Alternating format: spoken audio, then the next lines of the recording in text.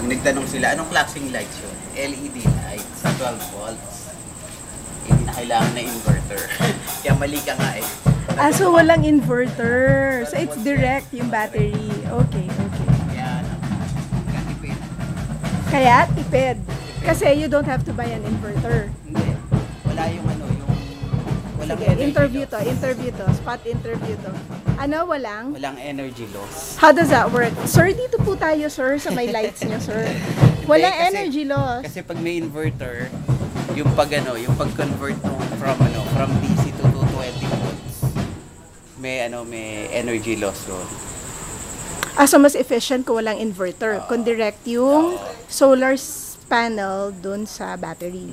Oh. Why do you need an inverter pa? Kung gusto mo isaksak yung mga 220 volt na appliances mo. Whereas ang lights kasi, they could be either 110 or 220. Pero ito kasi special yung lights na to, 12 volts yan. LED pa. Yung nandun, sir, yung nandun sa The same, 12 volts LED. and it gives out how much light? 2.8 watts.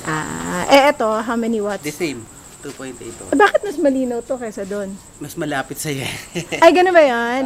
Okay, Kasi okay. mataas yun eh. Kumbaga na-disperse na yung light. Eto, malapit ka. So, di ba? Sir, pogi niyo, sir. Galing-galing. Galing-galing.